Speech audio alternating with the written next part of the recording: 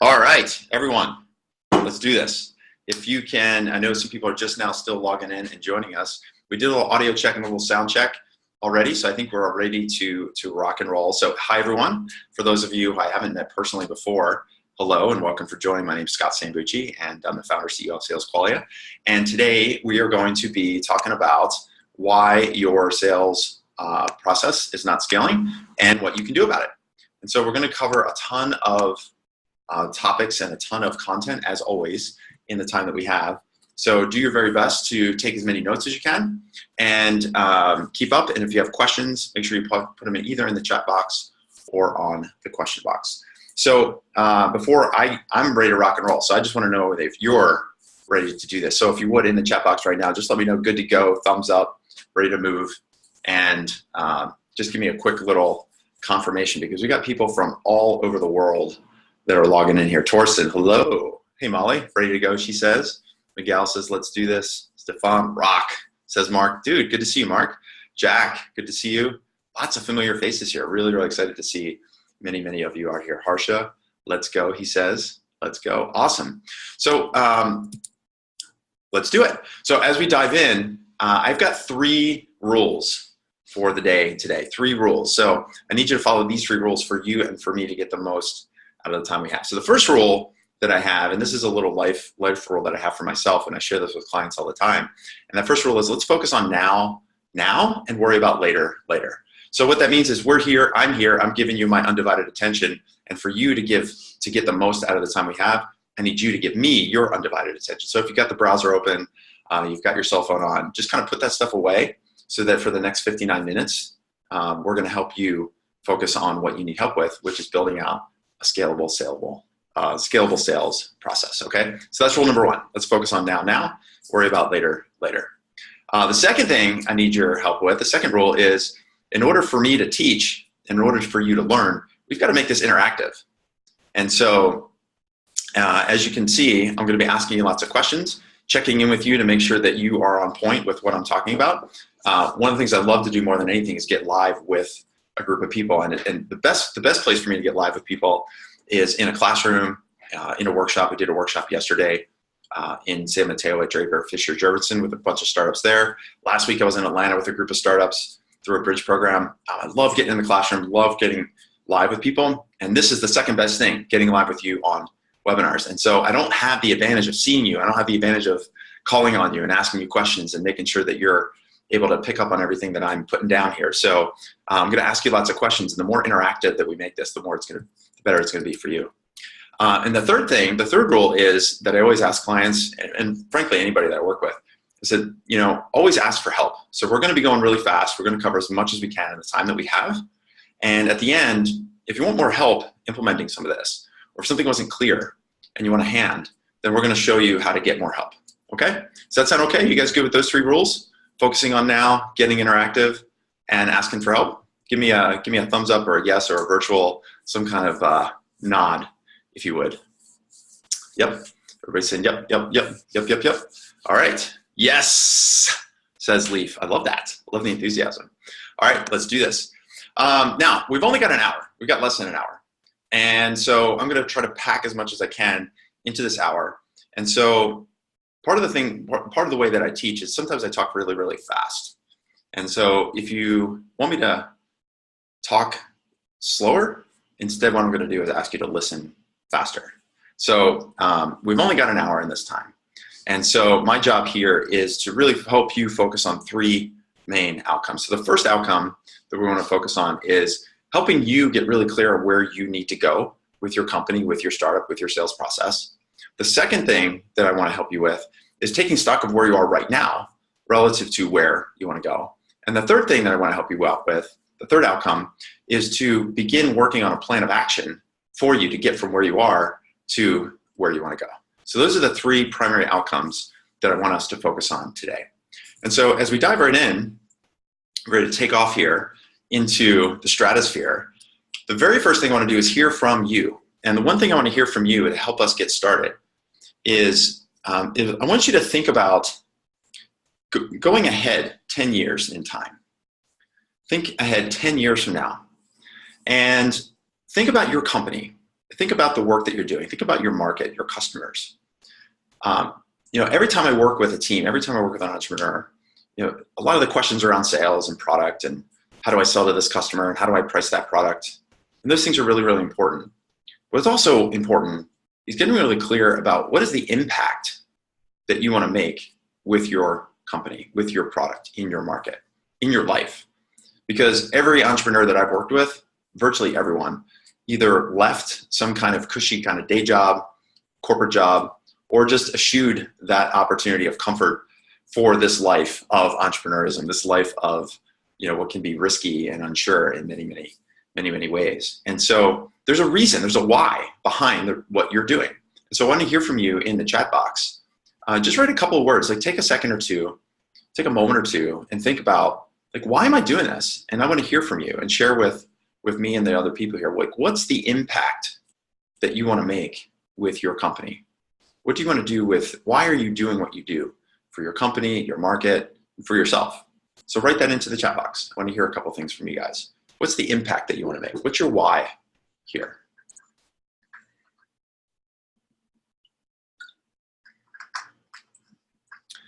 Financial independence on my own terms. Jack, I love that. Molly is saying get more global citizens and increase the global competence. Wow, that's powerful. Be a leader to help companies be AI driven. Create better customer experiences. Change the face of mobile app testing. Reduce energy consumption. Wow, these are huge. I love these. I'm literally getting goosebumps as I read this kind of stuff. Improving lives and care efficiency. Just reading some more through these. Helping students reach their college and career potential. There's nothing bland about that, Brian. That is huge. Leaf is saying develop drugs faster and cheaper. Changing people's lives. Eliminating usernames and passwords. I think everybody would make everyone's lives better if that was the case. Create better citizens. I mean, this is huge stuff. This is really big stuff. And so now that we're clear, and obviously you're clear, and now I know where you want to take your companies. Let's think beyond. Let's go from the 10-year, which is the vision, the mission, the vision, the whole reason that you're doing this, and let's peel it back one layer, and let's think about the next 3 years. So if we look at the next 3 years, what are the results that you need to make, and the results you need to hit with your company over the next 3 years? So if we were having this conversation 3 years from now, it's 2021, and we were looking back over the last 3 years that have passed. What would have to have happened for you to feel really happy with the progress of your company and with the progress with yourself?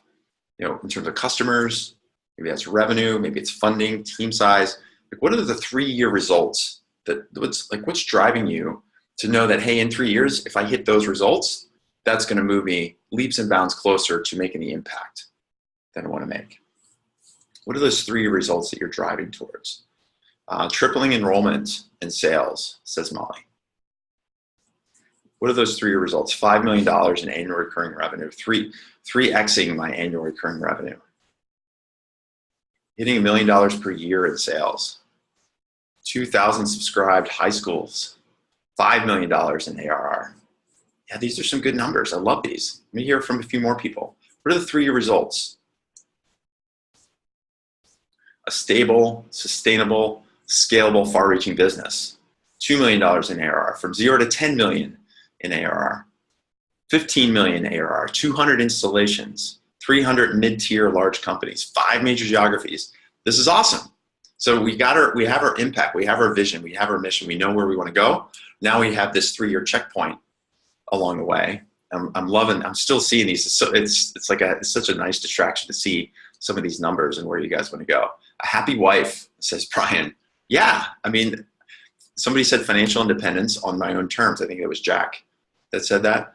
For me, one of the reasons that I run my own business is, 1, to serve the customers that we serve, but 2, is because I want to have my own freedom and flexibility around my family, around my wife, around my son. There's nothing more that I'd love to do than spend time with them. And so I want to make sure that I'm designing the company not only to make the impact that we want to make in our market, but also make the impact that I want to have in my personal life. So this is great. Sleeping more, says Mark. So the third thing that we want to think about, so we have the 10-year impact, we have our 3 results. Now we're going to start to get really tactical, because this is going to affect how you're going to build your sales process based on what we learned here. So what I want to now talk about is think about the next year. If we go 12 months from now, it's middle of 2019, 1 year, 12 months, 52 weeks, 365 days, 8,760 hours, 525,000 minutes, 31 million seconds from now, less than that at this point. What is a 1-year outcome that you have to hit? What do you need to do with your company in terms of customers, revenue, sales process, prospecting, lead development? Let's get really, really specific and really, really tactical. Where do you need to be 1 year from now? What's the outcome that is driving you and driving your sales, driving your sales process? So it's in a lot of cases, some of the reasons that you might be here. So 100K in monthly recurring revenue, 40 customers, 150K, 50 customers. Keep them coming, guys. This is awesome. $1 million in ARR. Polish the product. 50 customers, 15K, 300 paying customers, 70K ARR, 100K ARR, 500K of revenue, 40 customers. So what's really interesting to me whenever I do this exercise with groups like you know, all of us have different reasons, different whys behind what we're doing. We all have that impact that we want to make. And it ranges from helping people with mental health to saving geography, saving oceans, all these big impacts that we want to make.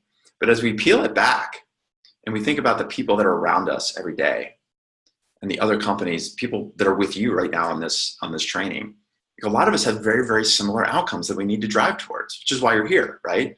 You've got, whether it's 30 customers, 50 customers, whether it's 100K on monthly recurring revenue or $1 million in annual recurring revenue.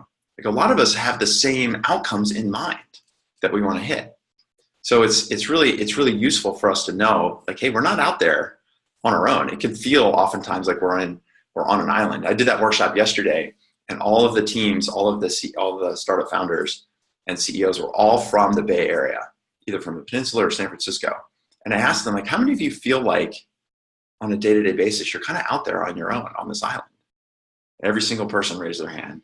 But here they are in the middle of Silicon Valley with startups, thousands of startups around them every day. And yet it's easy to feel alone. So I want you to know that you're not alone. Everyone else is in the same boat as you. And so if we can work on this together, that's what's going to help you know that you can solve this problem, not just on your own, but with people like me and with your peers around you. So we've got our 10-year, we've got our 3-year, we've got our 1 year. And so we know we've got this path ahead of us. And so the challenging part is that we also know that we have these different forces. I call them forces or pressures. And there's 4 forces that I have discovered are the kind of the main 4 forces that are working against you each and every day.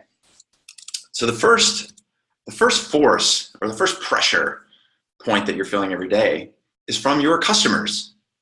It's from your customers.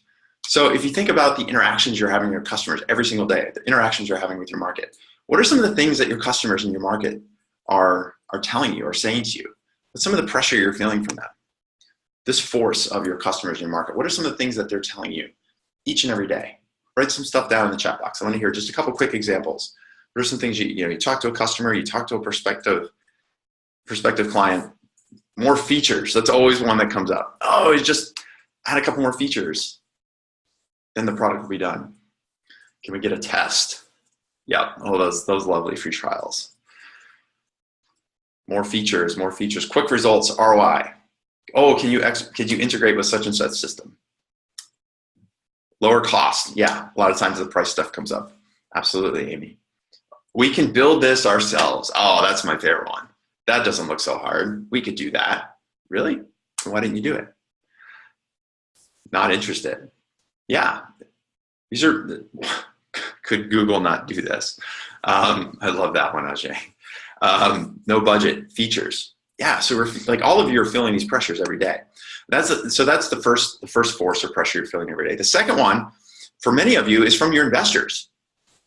So I mentioned yesterday I was over at Draper, and some of the companies in that room they were portfolio companies from Draper, and many of the clients that we work with have quarterly meetings or board meetings.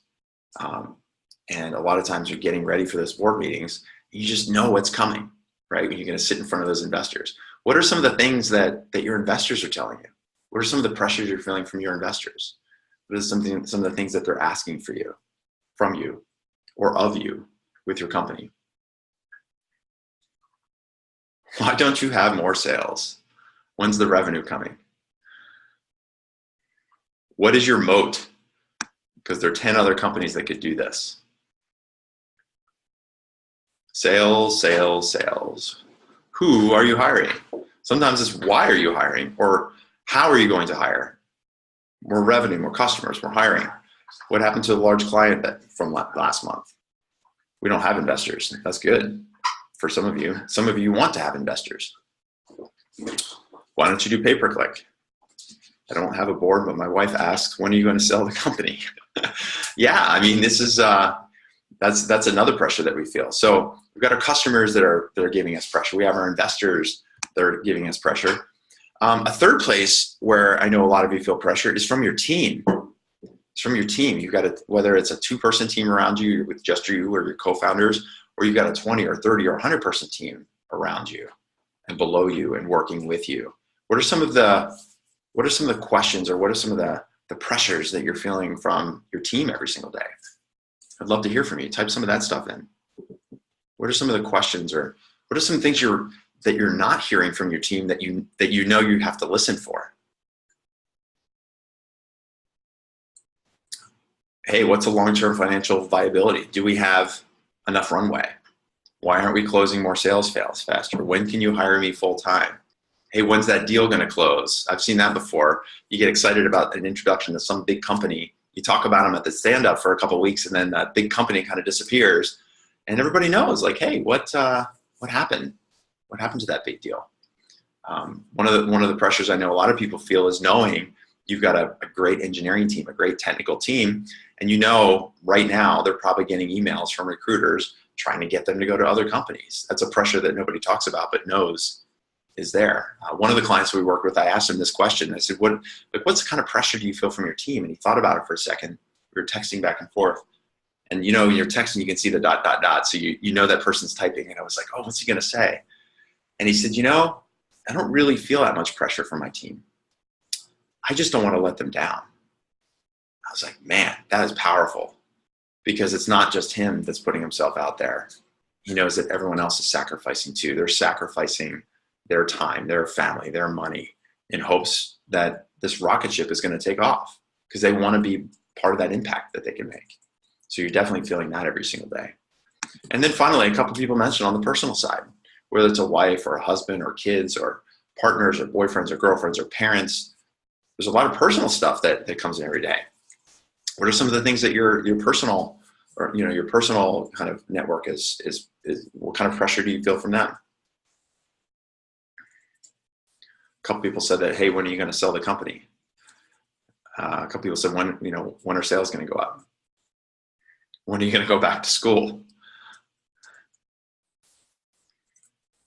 Can't you have a normal job? No, honey, I can't. I've had a normal job and it makes me miserable. We both know that. When are you going to get a market salary? How long until we start seeing customers buy? Yeah, I remember my wife and I joke about this now, because looking back, it was funny, but at the moment it was very, very real.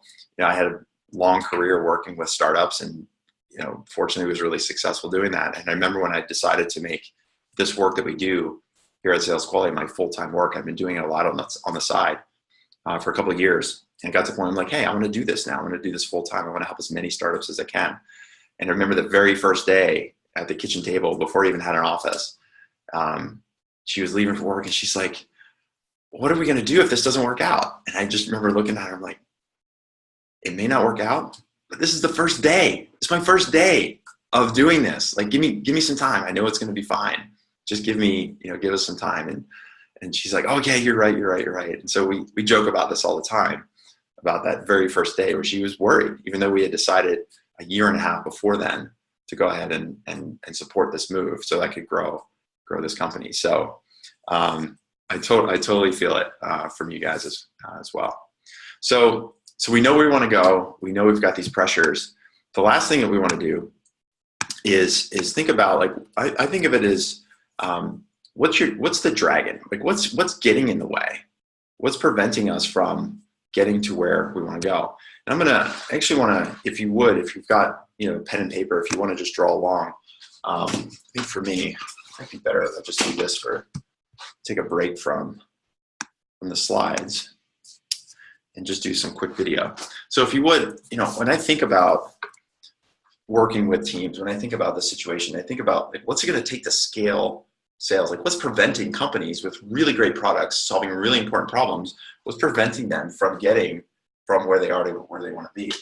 And so what I've discovered is this is kind of evolution, this process that happens as a startup, because we begin here at the bottom with an idea. We say, look, there's a problem in the marketplace. I got an idea. I got a product. I know a way that we can solve that. Or nobody's solving it the way that it needs to be solved. And ultimately, where we want to get to is make an impact in our marketplace. And we talked a bit about that. And so getting from idea to impact, there's a couple of steps along the way. And the first step, once you have the idea, as an entrepreneur, you're like, oh, I've got an idea. How am I going to make this thing work? Like, how am I going to turn this into a company? And what that really means is that you have some vision, or you have a mission. You have some kind of long-term outcome in mind. It's like, oh, I could turn this into a company, right? And so this is the very first thing that you do. Then the second thing you do is you start doing your hard work. You start doing your hustle. Anybody heard lately, like, as an entrepreneur, you're supposed to hustle? Show of hands, maybe. You got to hustle. You got to work really hard. You got to show, the other word I hear a lot of times is grit. You got to show some grit if you want to be an entrepreneur, and you got to, be successful as a startup. And I think that's important, right? You have to have an interesting idea. You have to have some kind of outcome in mind, and you have to be willing to work hard. But that's not what's going to help you that's not the only thing that's going to help you make the impact, because this is where a lot of companies start to top out and they fail to make the impact that they want. And so if you think about this, just bringing it into just from a sales standpoint, we can say, well, look, we've got this idea, we've got this product, and we know we want to sell to certain types of companies. So I'm going to work really hard, right? I'm going to work nights, I'm going to work weekends, I'm going to go to conferences and beat badges, I'm going to do all these different things. But the problem is, like, there's only so many nights and weekends that you can work, right? There's only so much chasing that you can do. And after a while, you run out of energy, you run out of steam, right? It starts to burn out. It starts to burn out you, it burns out the team, it burns out the people around you, it burns out your family, right? And so this is where, as a company, as a system, right, you need to go from just hustle and hard work and start thinking about, how do we create some sustainability and some repeatability in what we're doing? And so the next thing to sort of like cross through or cross over this threshold is we need to think about, what is the right work that needs to be done? So I think of it as, like, business intelligence, right? So instead of just sending a bunch of spammy emails or spending all day at a conference beeping badges, like, what's the right way to set up my conference selling strategy? Or what's the right way to send out emails? Maybe instead of sending out a bunch of emails, I can spend a lot less time with an inbound strategy that works. And trying to, like, identify not just hard work, but the right work. That's the very first step to get past this threshold that most companies don't get past. The next stage after that is saying, okay, now I've got the right work in place. What I need to do is start turning that right work, that intelligence, into systems, right? Turn that right work into system. Like, oh, when I go to a conference, I'm not just going to be batches. I'm going to be setting appointments for myself. When people come to the booth, I'm going to be booking meetings and demos right from the booth to make sure we get the conversion rate as high as possible, so that I'm only spending time with the people that are truly interested, not just the people who gave me their business card or let me beep their badge. And those systems allow you to then create repeatability. The systems allow you to create repeatability. Because once you have a system, then you can hand it to somebody else and say, oh, this is how we do our process.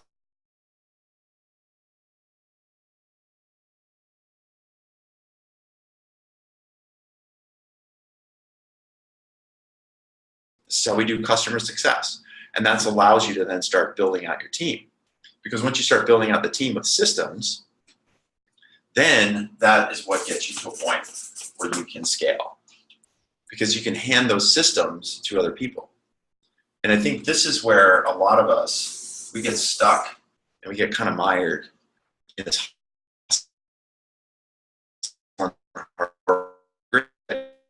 We don't think it work. Is the right work I'm putting in the intelligent work? How do I create systems? Or am I just kind of running all the time on a treadmill? Does that make sense? I'll just do a quick pause here just to kind of do a quick check-in. What from what we've covered so far has been most useful? Does anybody have any questions right now? What in the chat box? Just pop a couple things in the chat box. Let me know what's been most useful so far. Just thinking about this going from idea to impact and this notion of getting past hustle and hard work. What does that mean for you? What's been most useful in the time we've had so far? Because in a minute, we're going to be talking about a way to create a framework that you can use for your sales process. Creating the systems, yeah, that's a big one. Anything else? The right work and the right systems, absolutely. Individuality, that's a really powerful word because, what I found is a lot of times, I've gone to lots of sales trainings and I've gone to lots of management trainings, and oftentimes you go to those workshops or you go to those trainings and people are like, oh, here's a system for that, or here's a process for that. And I always feel like that's, especially in the startup world, those are good ideas. And that's what I want to do though, is always avoid saying, here's your exact system for this or that. Instead, what I want to do is show you your sales process. And that's what we need to build, is build your sales process, which is going to be different from everyone else's. So smart work, not busy work. Not having to do everything anymore. Yeah, absolutely. Cool. So let's think about for a second. Let me come back to my slides here for a minute. I think a lot of times, we're kind of in this world where there's kind of this I sort of joke about this. There's this 3-step process to getting from startup to scale up. So step 1 is you start your company.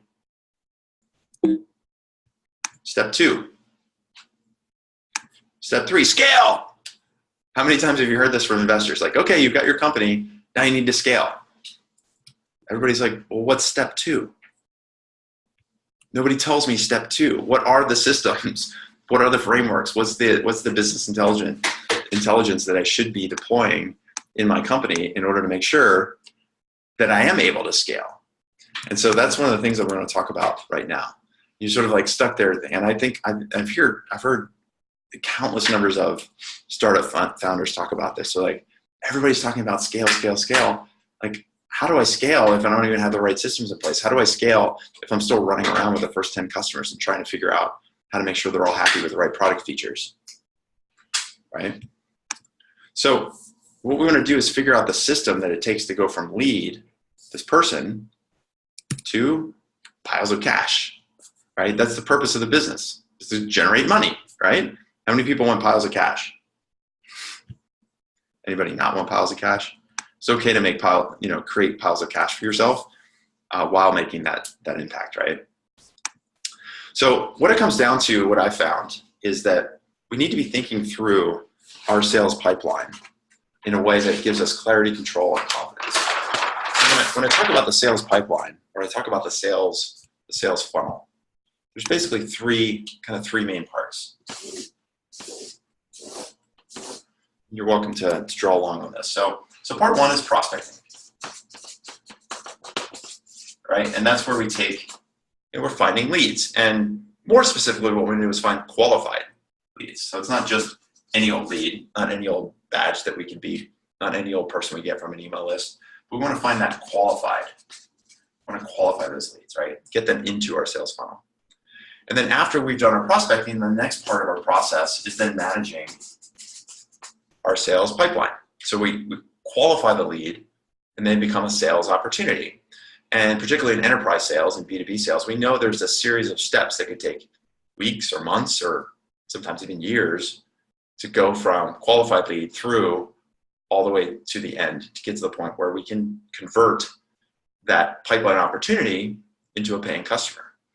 And that leads us to the third part of the sales funnel, which is thinking about pricing and conversions.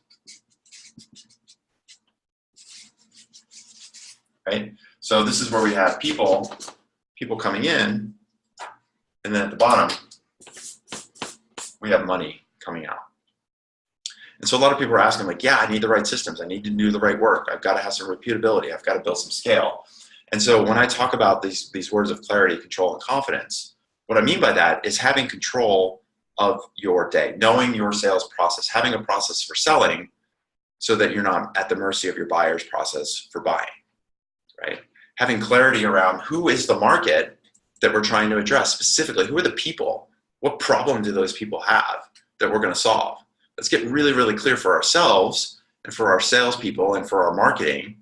And let's make it really, really clear for the people on the other side getting that message from us to say, oh, now I know why you're getting in touch with us. Because yes, we have that problem. And yes, in our industry, I'm the right person to be selling to. So we need to have clarity of focus around our prospecting. And then the third thing we need is confidence. We need confidence. We need to give confidence to our prospective customers to take the action that we need them to take. Because let's face it, you're a risk. We're all a risk when it comes to working with these larger companies that we're trying to sell to. So we need to give them confidence by showing them why they're going to buy from us. What happens when they write that check? What's all the plan that we're going to implement to make sure that that money that they spend is going to get them a return on investment, not just be a cost or a budget line item. And so as you think about getting into and building out your sales process, I want you to think about the terms of clarity and control and confidence, okay? You guys with me so far? Still good? Awesome. Really good. So let me come back to my slides. So if we think through these three areas, you've got your prospecting, you've got your pipeline, and you've got your challenges around pricing and conversions. What are some of the specific obstacles that you're facing every day? So if you think about, what is it that, gosh, man, if I wish I knew how to do this, or what happens? Like, I want to make this as personal as possible for each and every one of you. So take a minute or two, and whether you jot down on your own notebook or jot down in the chat box, what are some things that are really frustrating, or what are some things that serve as obstacles for you in your way? Because we know we want this nice clean system that goes from, hey, here's how we generate leads, here's how we qualify them, here's how we march them through the pipeline, and here's how we get them converted at a price that we deserve to charge. What are some of the obstacles that you hear? What are some of the obstacles that you're feeling out there? So creating confidence is a big task. It's difficult to reach executives. Getting through the mud of the right decision makers, long sales cycles, pricing strategies, moving customers step by step, keeping momentum is a big, big deal in enterprise, right? Finding those qualified leads, understanding the prospects, customer, and business in depth. Not just, hey, we wanted a demo, but let's like, before we talk about the product, let's get really clear about your problem, right? Because they can have a lot of interesting conversations, and then Michael just wrote in here, then they go dark, right? They're non-responsive. Yeah, so these are obstacles we're all feeling. Like, how do we get to the decision? How do we avoid getting passed around? Like, oh, this is a really interesting product you've got. You know what you should do? You should go talk to Bob over at IT, and then you go do a demo for Bob, and Bob's like, hey, this sounds really good, but I think you should also talk to Mary, who runs our risk office. So you go do and talk to Mary. He's just constantly getting passed around, but nobody's actually making a decision to buy from you. And so, a couple of the other obstacles that I know a lot of people have felt, just to kind of share a few of those, is, hey, some of you mentioned what customers tell you all the time is like, oh, just build more features, right? So there's this kind of this myth like, hey, the prospect said if I build more features, they'll buy from us, right? How many people have heard that? Or, hey, I know I'm supposed to automate my sales funnel, so prospects can just go to my website and buy without me talking to them, right? That's another misconception, I think, another obstacle some of us have.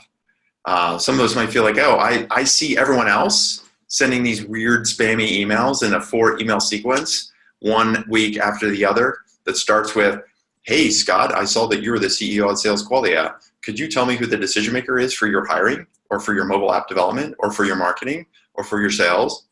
And then the second email is what? Hey, Scott, not sure if you saw my message from last week, but I thought I'd bump it to the top of your inbox.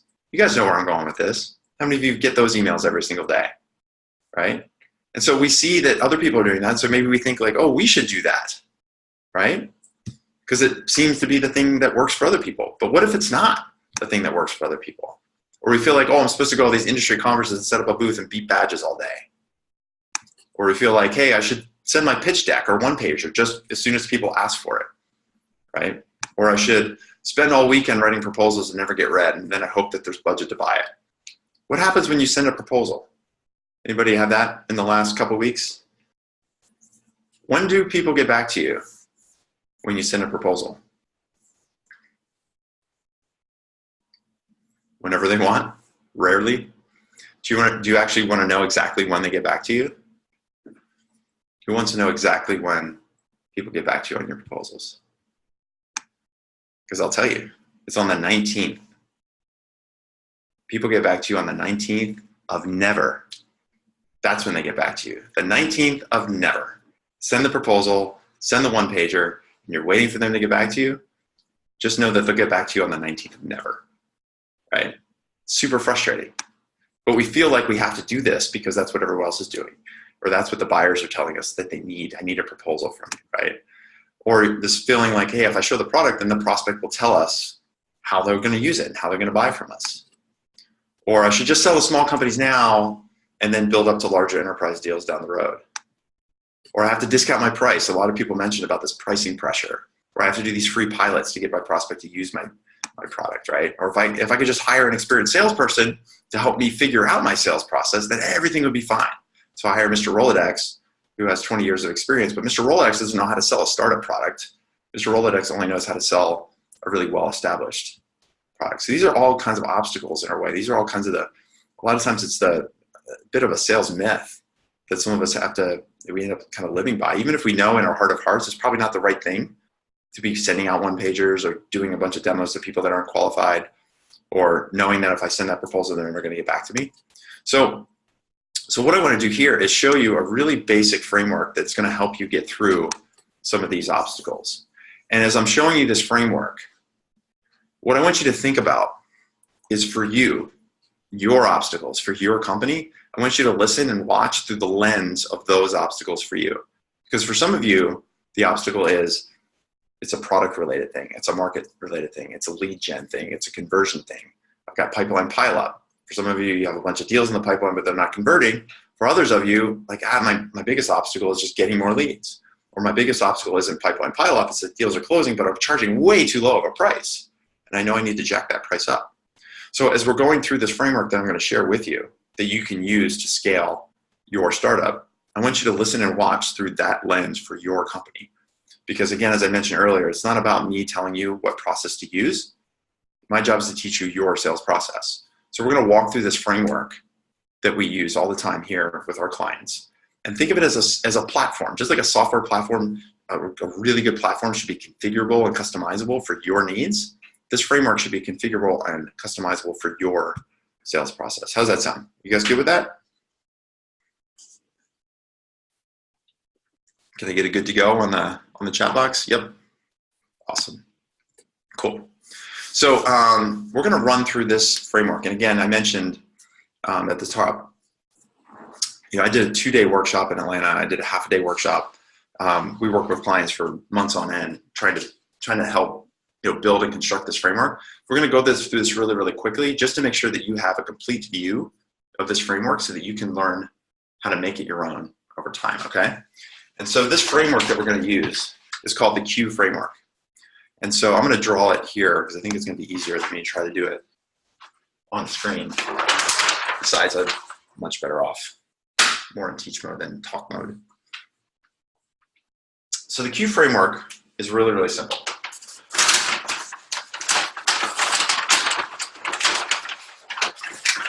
It's much more simple than this thing.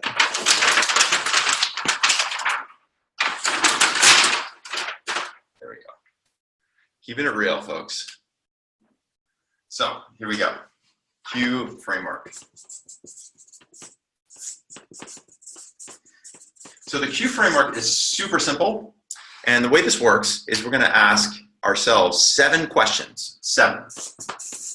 Seven questions that is going to help you identify exactly where you are with every sales opportunity. And more importantly, it's a framework that you can use to think about your entire sales process? How are you selling to your customers? How are you doing your prospecting? How are you managing them through your sales pipeline? And how are you converting those customers or converting those prospects and opportunities into paying customers?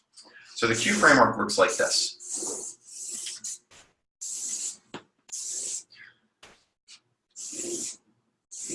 So I always start with 9 boxes. There's 7 questions, 9 boxes. This will make sense in just a couple minutes. So the very first thing that we want to do, the first question that we always want to ask for any sale, in any sales process, whenever we're doing our prospecting, whenever we're developing a message, whenever we're talking to any new potential customer, is we always want to start with, what problem? What problem are we solving? What problem does that customer have? Because customers don't care about your products. What they care about is their problem.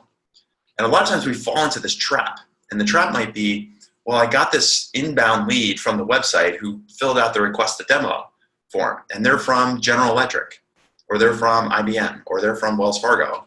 And so they wanted a demo, so then I'm going to go do a product demo. And so I do the product demo. We set up a 30-minute meeting. I do the product demo, and the person on the other side is like, wow, that's a really cool product. I love it. You know what? Can we do another demo with the rest of my team? And you go, yeah, that's awesome. I would love to do that. And so you set up another demo for a week later. And that person brings in 2 or 3 or 4 other people into that product demo. And you don't even really know who's there. You just know that your main point of contact has these other people. You're on Zoom or you're on GoToWebinar or whatever. You're running your demo. And everybody's like, wow, that looks really cool. And they go, look, that sounds great. We're going to circle up internally, and then we're going to get back to you. Sometimes they get back to you. A lot of times they don't. And sometimes when they get back to you, they go, look, we really love what you're doing. Can we get some sample logins for ourselves? And so you send them the sample logins.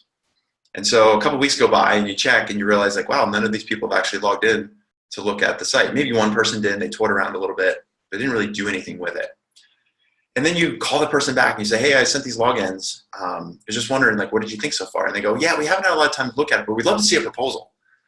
And so you spend all day, spend all weekend, you write a proposal and you send it off. And then they get back to you on the 19th and never, like we talked about. And this could be going on for weeks, right? Weeks or even months where you're having all these meetings, and then they go completely silent. And you're like, what happened? Well, what happened is we didn't start our sales process by figuring out what problem those people had. We got excited, justifiably so, because we got this lead come to the site. But before we start talking about product, before we start showing demos, before we start sending proposals, like, let's make sure that there's a problem here that we can solve, right? And what is that problem that we solve in a way that nobody else in the market is solving? How many of you right now, when you think about your market and your product, how many of you feel like you're solving a problem that either 1, nobody else is solving, or 2, the people that are attempting to solve it are solving it either wrongly or suboptimally? I do, says Octavian. Yep, says Maniac. Yep, solving it wrongly. No one else is able to do it. A lot of times no one else is able to do it. Not that no one else is doing it, nobody else is able to do it. Because you are, like, you started your company because you saw this problem that nobody else was solving the right way, right? This problem exists, and everybody in the market is pointing that thing to death. That's how they're solving it. You're like, this is wrong. It could be totally solved a different way. So you go and you start your company. You have this idea. You have this outcome. You start working really hard. The problem is, if we let those customers lead us through that sales process without us first getting super, super clear about the problem that they have, and in many cases helping them define the problem, then we're going to end up down this long path of what we think is a sales opportunity, when in fact maybe they were just checking stuff out because they were thinking about building something internally. Or maybe the person is a VP of innovation, but they don't really have decision-making authority. Or the person you're talking to is a director at the bottom of the organization, but didn't really have the authority to make an enterprise-wide decision. And so I always challenge all of our clients, whenever we're talking about sales opportunities and helping them troubleshoot and problem solve, if you're ever lost in any sales opportunity, just stop for a second and go, am I really clear about the problem that this customer has? Are they really clear about the problem that they have? Because if we're not clear about the problem, it doesn't matter what our product does. We can only sell if we're solving problems. We can't sell just based on products and features and blue buttons and integrations. Nobody cares about that. What they care about is their problem. So this is always your first step when you're thinking about your sales process, is getting super clear about what problem that you solve. And this affects everything else that you're going to do, not just yourself as a founder, but if you think about growing and scaling your organization, you hire your first SDRs, you hire your first sales teams. You say, look, our process is this. We're going to get a request from the website for a demo. Here's what you do. Before you book the demo, get that person on the phone and ask them these 5 questions to qualify them to make sure they have the problem that we solve. That's a way to start scaling out the organization, right? So 1, that's the very first step. That's our first question, is what problem are we solving? Now the next 2 questions out of the 7 are somewhat related. So we're going to put them in the same box.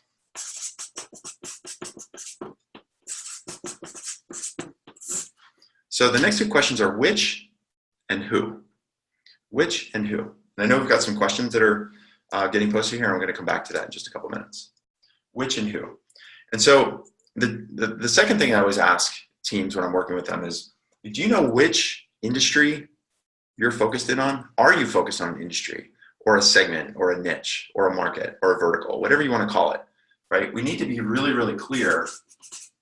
We need to have some clarity about the specific market segment that we are going after. And the reason it's really important, because if we don't, we're going to end up in spray and pray. And I know as a startup, it's scary because you're like, oh, there's so much opportunity. And this company from the banking sector is interested, and that company from the telecom sector is interested, and this one over here in the hospital healthcare system industry is really, really interested. And so we try to sell to a lot of different industries, and what ends up happening is that we're spraying and praying, but we don't have a focus. And I need to tell you, like, you have this very unique luxury as a startup, and that luxury, like for many of you, I said, what is your 1-year outcome? And many of you said, well, my 1-year outcome, I want to hit like 100K monthly recurring revenue or $1 million in ARR. And even if we go out 3 months and we say, well, what's your 3-month result that you want to hit? Many of you said, well, my 3-month result, or my 3-year result is $10 million in annual recurring revenue. And so you have this luxury that is like, you only have to get $1 million in sales. Now, I know that's hard, but if we can't find $1 million in sales in one industry segment, then maybe that's indicating to us that we're not clear about, we don't have clarity around the problem we solve. We don't have clarity for our customers as we're approaching them in a particular vertical about how we solve that problem. If it's confusing to them, they're not going to take action. If it's confusing to them, then we're going to be stuck in this place of spray and pray. So the second question is just make sure you're really, really clear about the segment, niche, vertical, industry, whatever you want to call it. Get really clear about that. That's the second question you need to ask yourself. And the third question, which is related to that, is now that we've targeted certain companies or industries or organizations, the who question is, who are the buyers? Who are the people in that organization that are responsible and affected by this problem? Who's your economic buyer, the person who writes the check? Who are your technical buyers, the people that are responsible for kind of, looking under the hood? Like, okay, does this thing do all the things that you say it's going to do? Does it meet compliance guidelines? Does it meet GDPR guidelines? Does it meet data security, risk management guidelines? All those technical buyers that their job is to protect the company, right? We need to know who those people are. We need to know who the users are of the product. We need to have a product champion. So we need to know all the stakeholders and influencers, all the people that are going to be affecting the decision and are going to be affected by the decision. Because a lot of times we end up with a single point of contact. And something I learned from a guy named Jocko Willink on one of his interviews was 2 is 1 and 1 is none. So if we have a single point of contact and that person gets abducted by aliens, which definitely feels that way sometimes, then we're stuck. So it's our job as part of our sales process to make sure that we're really clear about all the people in the organizations that we're selling to, who those people are, how we create a value proposition, and how we address the problem that we solve. So the what, the which, and the who are the first 3 questions of the 7 questions of the Q framework. Does that make sense? We're good to go? One question here from Maria Estelle is, like, what if they don't really know their problem? Well, that's a really specific technique when it comes to your prospecting. So I want to talk about that. If we add up what problem, if we're really, really clear about what problem we solve, and we're really clear, we have clarity around the segments that we're focusing on, we're really clear about the buyers that we're approaching, what that does is tell us exactly how to do our prospecting.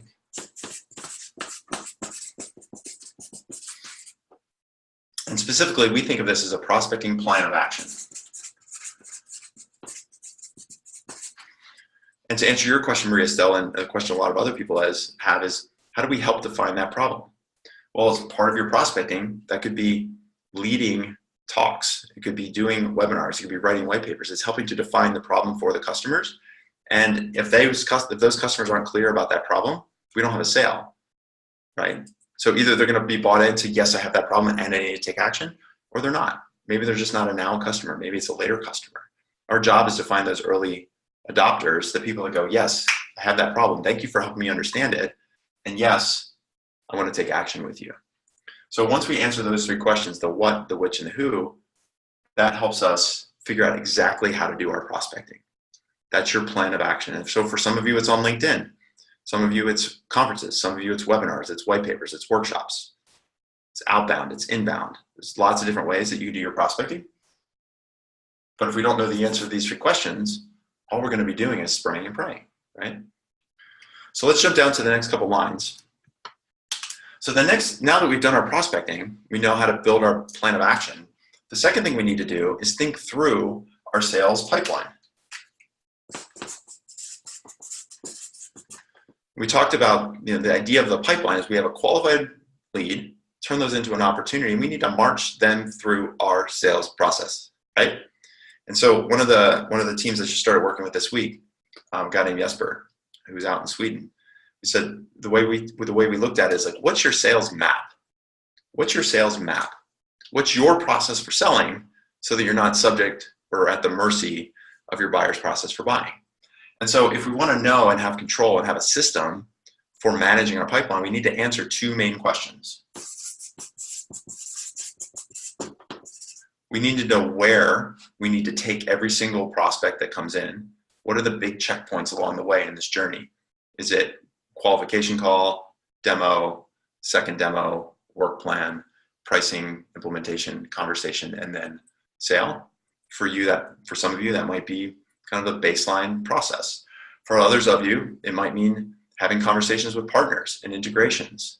For others of you, it might mean working in other ways with your clients in order to get them from where they are to where you need them to be and where they need to be to solve that problem. So I think about this, where are we, as like, what's our map? Where are we in the process? And if we don't have that map, we're going to be lost.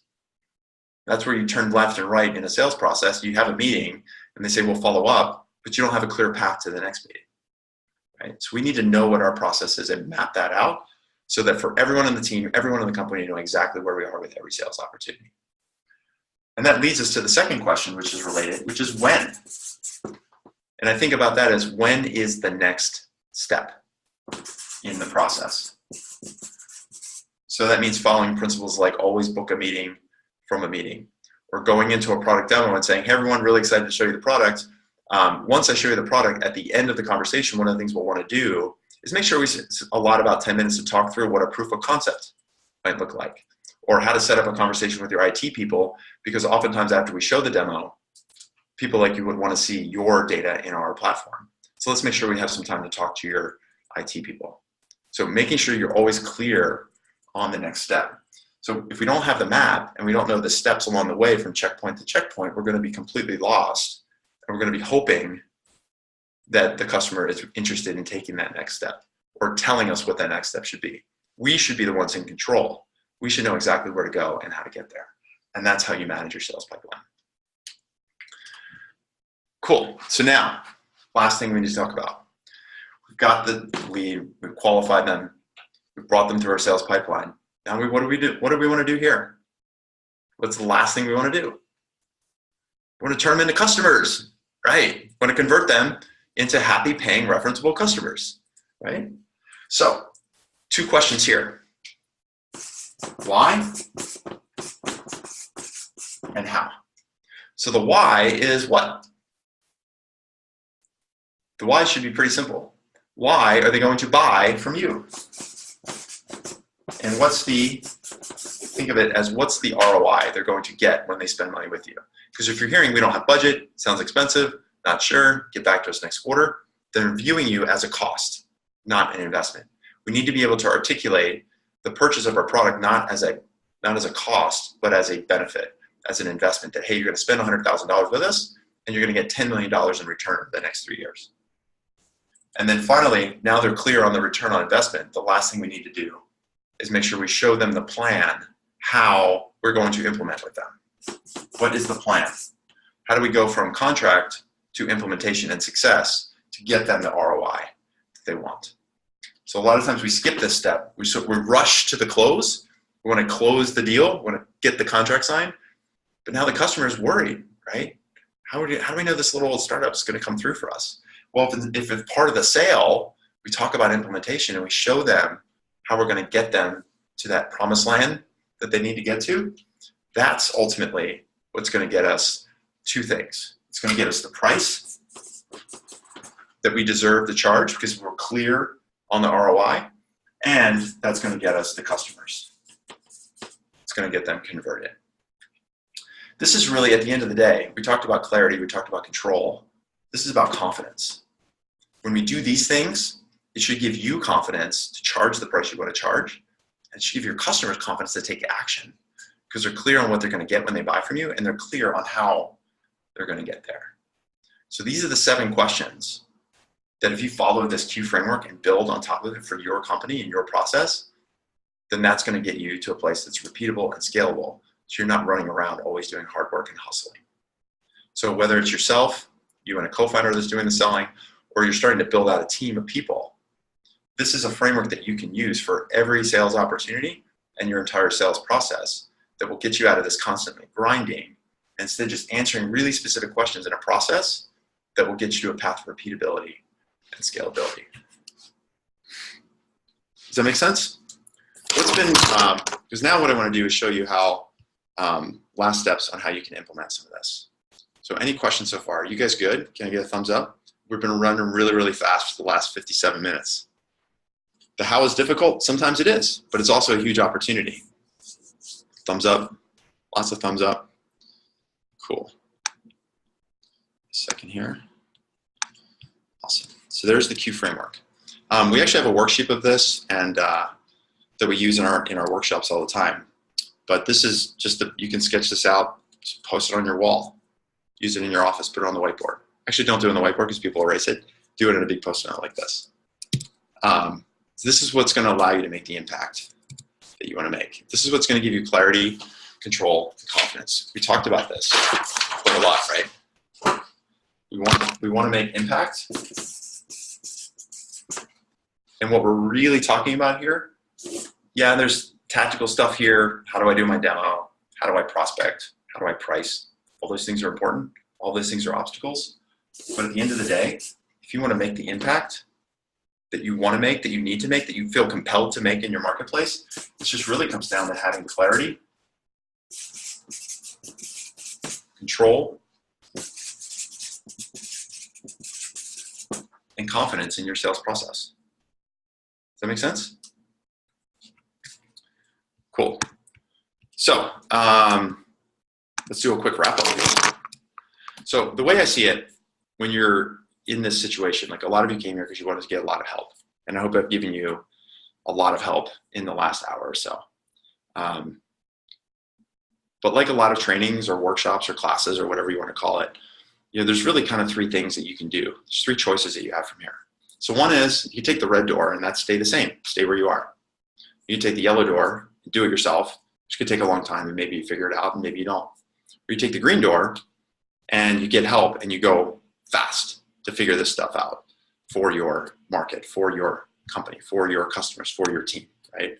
And so at the start of our training, I told you that we're going to give you all that I had in the time that we had, and at the end show you how to get some more help.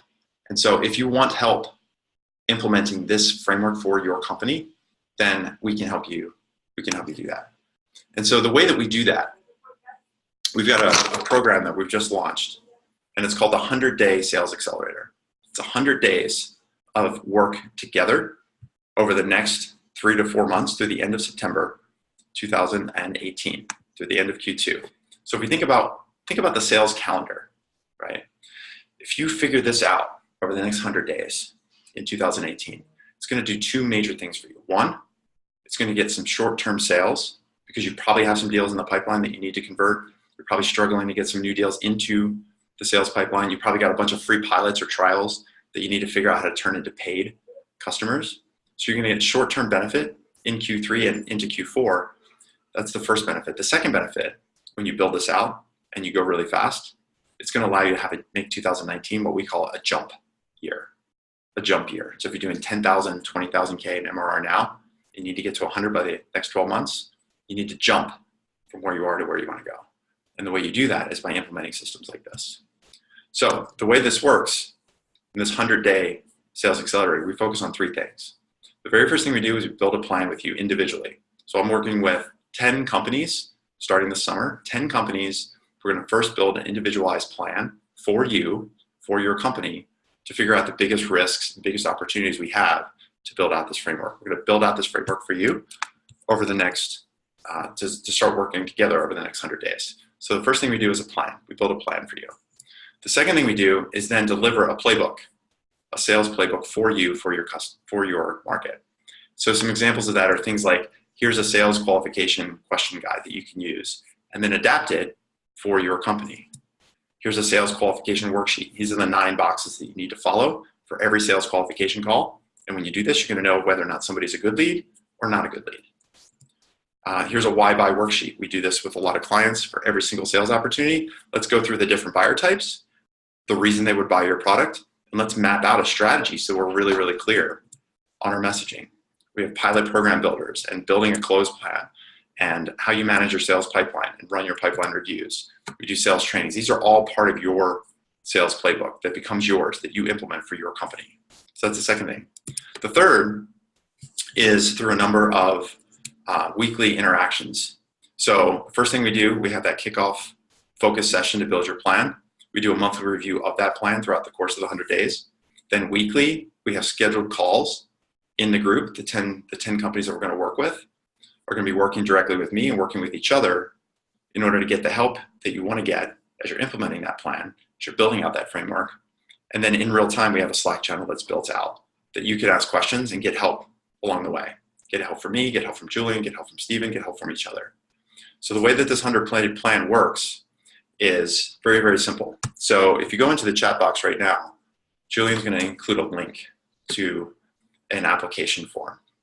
So when you click that link, you're going to get to a page that looks just like this. And if you want to apply to be considered for this 100-day sales accelerator, you click at that link, you fill out a couple of quick questions, tell us about where you are right now with your company and your sales, where do you need to be in the next 3 years, what are the 1-year outcomes that you need to get to, what do you feel like is missing or broken, or what do you specifically need from us in order to accelerate your sales, to help you build your sales process over the next 100 days.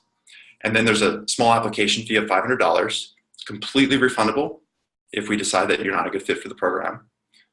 Once you fill out that application and you pay the application fee, the last thing you do, there will be a link there to my calendar.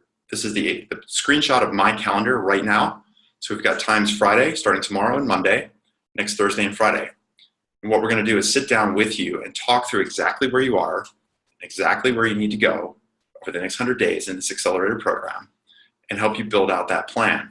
And if you're a good fit, then you'll be allowed to join and join up to the 10 other companies that we're going to be working with. So the way we think about this is, what's your transition plan?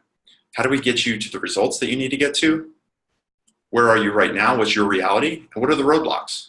So let's discover that together and let's work on that together. So if you're interested in joining us, like I said, we're going to work with up to 10 companies, whoever we think is the best fit, the people that we feel like we can help, and the people we feel like are the most motivated to make this happen. So if you want to join that program, as you can see, we've only got a couple of days over the next week and a half for you to do the application, pay the application fee, which again, we're going to really, really stress this, 100% refundable if it's not a good fit. And then book in that time so we can work together and get you moving, get you forward to building out the repeatable sales process that you need. So I just want to kind of stop things there, ask any other questions. I know there's some questions in the Q&A that people had, and make sure that you leave here with as much ideas, information, and motivation as possible. But just remember that information is easy. It's the implementation that's hard. And so that's why we put together this 100-day sales accelerator program, because we know that you can come to these classes and you get overloaded with ideas. But then you say to yourself, like, this is really exciting. This is awesome. This is exactly what I needed to hear. And then you go tell your colleagues, you tell your boss, you tell your co-founders, like, this is really great. We need to implement this Q framework. And then tomorrow you start thinking about it. You're like, oh yeah, I remember I went to that training. I've got the sales meeting and I know I'm going to be doing this demo the wrong way, but I should probably get some help with it. Then a week from now, you're going to feel overwhelmed and you're not going to get a chance to implement the way that you want to implement. So my job is to help you implement. It's to help you build your sales process. So if you want some help, we're here to help. I'd love to have you join me in that accelerator program. And so if you want to apply, go ahead and find that link. Julian's going to repost that link here on the chat. Julian, could you go ahead and just repost it? There it is. Thanks. And so the question here from Paula, the program starts on officially 100 days, starts on June the 15th. The time between now and the 15th is what we're going to do to, one, make sure assemble the teams together that we're going to be working with. And then two, we're going to use that time, the two to 3 weeks between now and June the 15th to help build your plan for your team so that when we start on June 15th, we are off and running as quickly as possible. And so if you think 100 days from June 15th, that brings you out to the end of Q3. And like I said before, you think about the long-term effects of this intense framework building that you're doing. Do the work now in Q3, set yourself up to get some short-term wins in 2018 Q4, and then make 2019 that jump year. So that's why we organize this program. We feel like the timing for this is absolutely perfect for a lot of the companies that are right here at this webinar. We're going to be rolling this out more publicly over the next couple of days. This is the very first time we've announced this and presented this to anybody. So you guys are getting first dibs on it. So starting tomorrow and then Monday and Tuesday, we're going to be rolling it out more publicly. You'll see a lot more posts on LinkedIn and blogs and all those kinds of things. So do make sure that if you're interested, this is all in first come, first serve. We're just going to be taking applications as they come in. So if you get in the application today, you can book in that call with us as soon as tomorrow, and I can individually start working with you and decide whether or not we feel like you're a good fit. The question here is it suitable for early stage startups? It is only for early stage startups. So a couple, like I would think of it as a couple minimum requirements is one, you should have a product that's saleable. It doesn't have to be done, doesn't have to be finished. We should be actively selling your products. This is not a program where you sit here and go like, hey, in 6 months I'm gonna have this product built and then I'm gonna start selling. So I wanna figure out my process now. This is active, right? We're working on your pipeline, your prospecting, your customers right now. So number one requirement is you need to have a product that you are selling. You may not be selling it very well, which is why you want to join the program, but you need to be actively selling. The second is the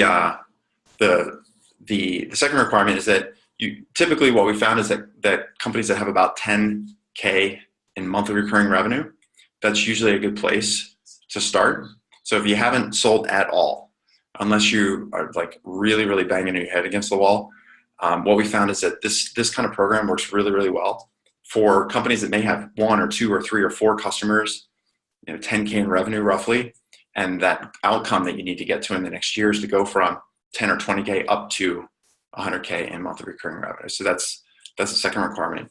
And the third is, frankly, you need to be willing not just to work with me, but be willing to share both your successes and your learnings with the other teams in the group.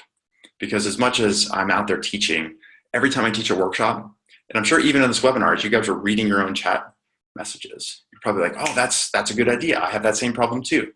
So when we're in these conversations together, as we're on these weekly calls, as I'm helping you, you're also going to be helping each other. So this is not just take from me. This also needs to be take and learn from me, implement, and then share with the rest of the group. So if you're the kind of person that's not willing to share, if you're not the kind of person that's willing to implement, then it's not going to be for you. So those are kind of the 3 requirements. 1, you have to have a product. 2, you probably have a little bit of revenue already, and you need to make 2019 a jump year. And 3, you need to be willing to implement and share immediately with the rest of the group.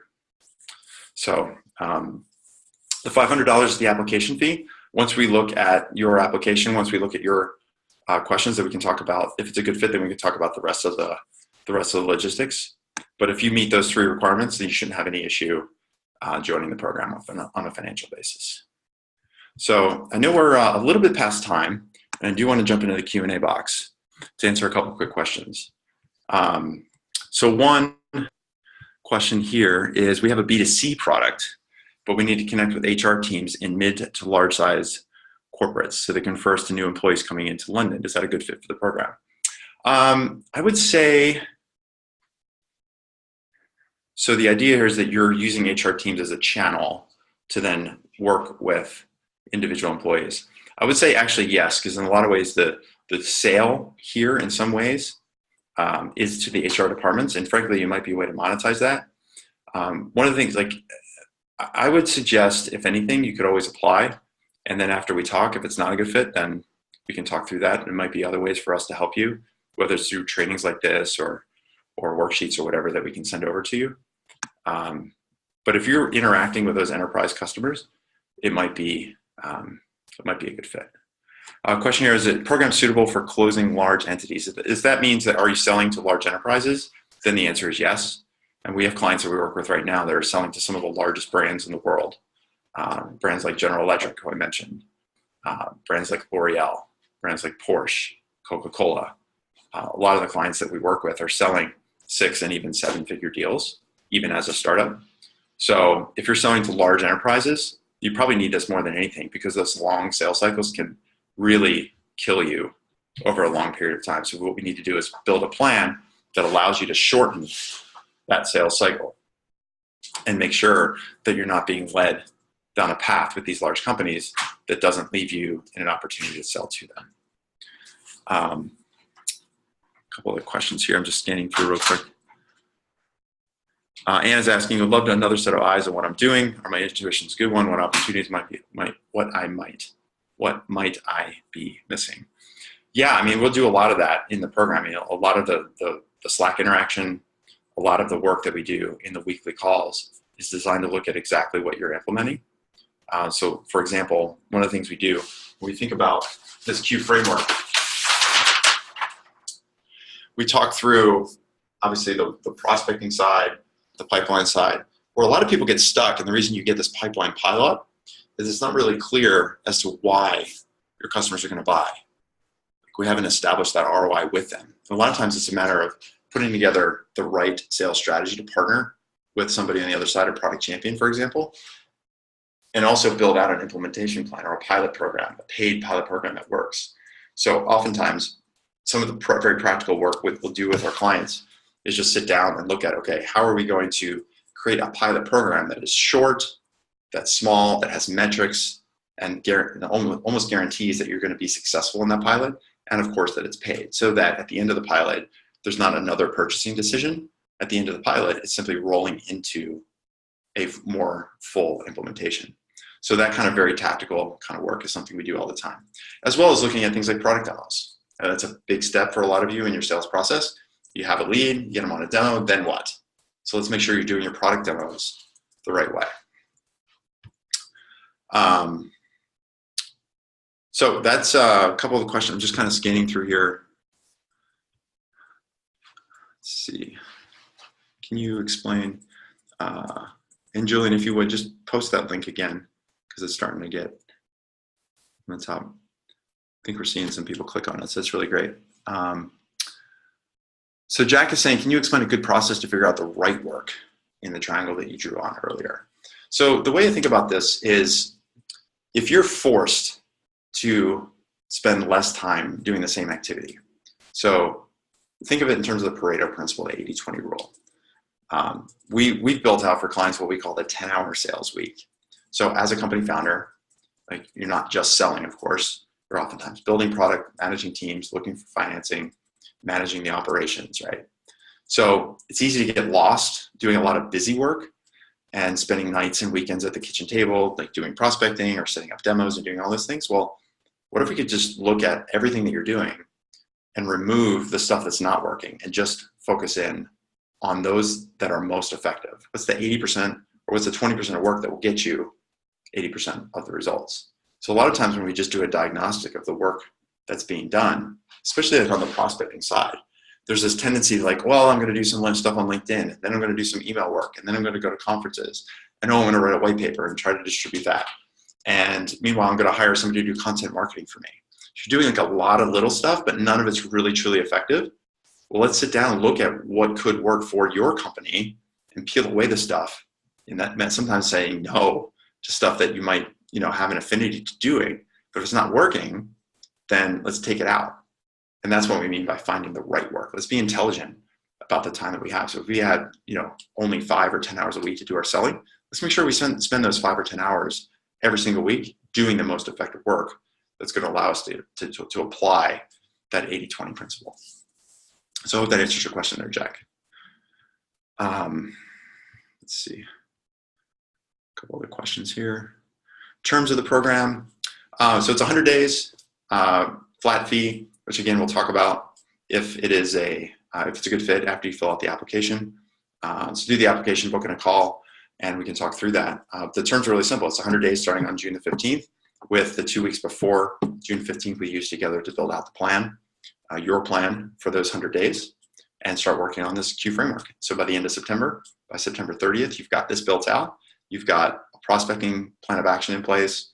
You've got pipeline deals that are allowing you to close deals in Q4 and then make 2019 a jump fee. Stefan's asking, come back to the cost again. It's $500 US, or is that only the application fee? That's only the application fee. And this is something that I teach all the time to clients, is prices are relevant if there's no value. So let's get really, really clear as to whether or not it's a good fit and that you're going to get value out of the program. And then we can talk about the price.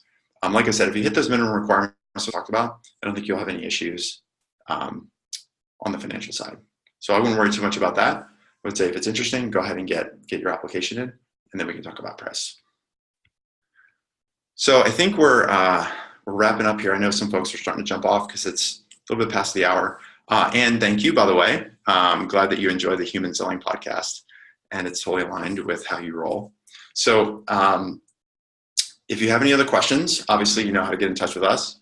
We'll send a quick email out to everyone as a follow-up here over the next hour or two. That way you can just reply back if there's any questions we didn't get to, or there's anything that wasn't clear about what we covered here in the Q framework.